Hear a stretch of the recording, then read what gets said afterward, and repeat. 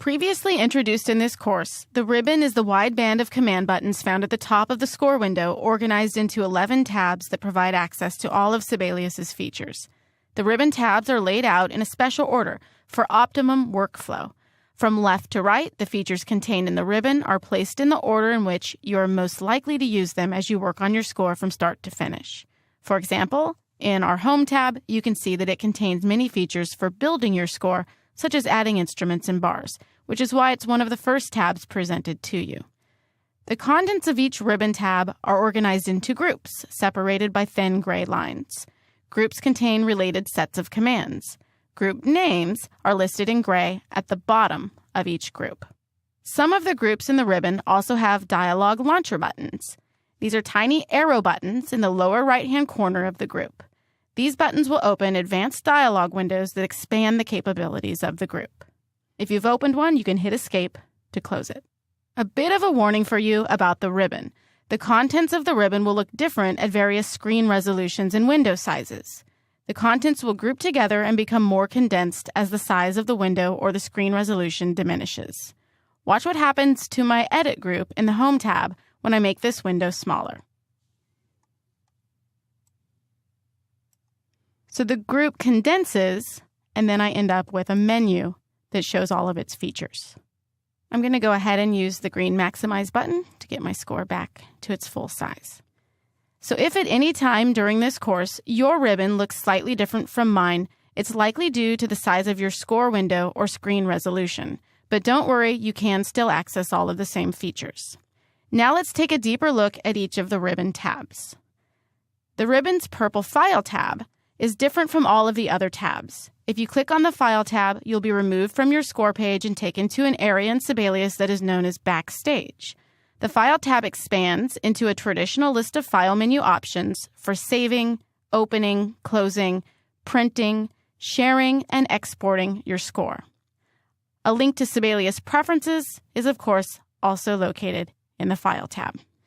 Another little warning for you, be sure not to click the Quit or Exit option at the bottom of the File tab's menu when you're ready to return to your score page. Doing so will cause the application to quit. To exit out of the File tab, you can click on any other ribbon tab or press Escape.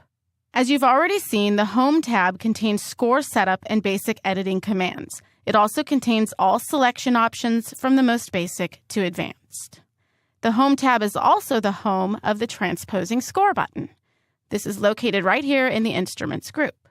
With this button selected, or colored gold, you're viewing a transposing score, the musical notes and key signatures as the performers would read them. With this button deselected, or colored gray, you're viewing a concert pitch score, otherwise known as C-score or sounding pitch. In addition to pressing the button in the ribbon, you can toggle transposing score on and off using the shortcut Command-Shift-T on Mac or Control-Shift-T on Windows. The status bar at the bottom of the screen will also let you know if you're in concert pitch or transposing score. Be mindful of this view of your score because what you see is what will print.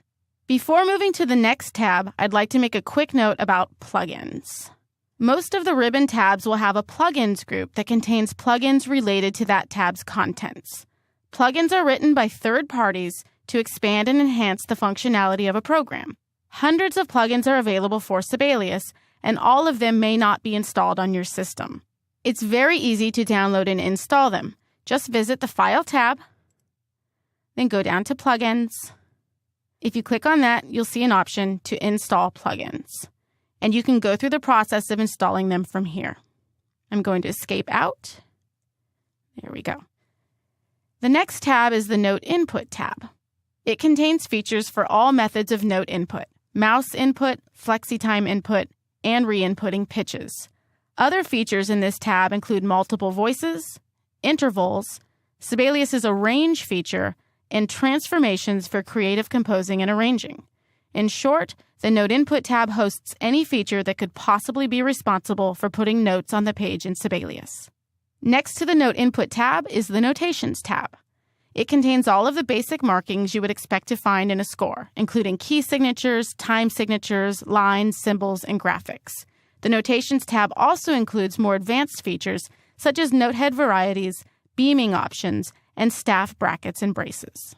The Text tab, of course, contains everything having to do with text, from the simplest staff text styles to rehearsal marks and bar numbers. The Play tab hosts all of the features you'll need in order to create a meaningful playback of your score. Playback features and commands will be discussed in a separate chapter in this course. The Layout tab contains important options for helping you fit your music on the page. Some of these features are simple, such as the basic document setup features, like choosing a page size and orientation. And some features are quite advanced, like choosing the exact spacing between staves and systems. We'll discuss one of the larger features found within the Layout tab, Magnetic Layout, in its own separate video.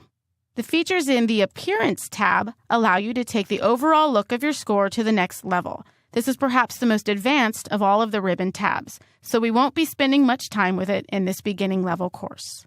The Parts tab contains a small collection of features for setting up, laying out, and printing all of the parts in your score.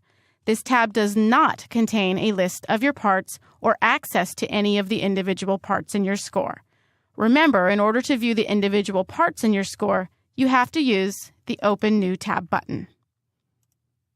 The Review tab contains some fun features like sticky notes and a highlighter, which can be used to review or comment on areas of your score. We'll discuss a few of these features in an upcoming separate video, so stay tuned. However, you do not need to be concerned in this course with the Versions group or the Compare group in this tab, as they're both related to the Versions feature, which we've turned off in Preferences.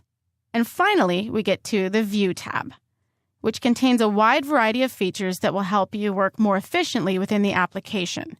Even though it's the last tab in the ribbon, you'll visit and revisit the View tab quite often as you work in Sibelius, regardless of where you are in the score creation process.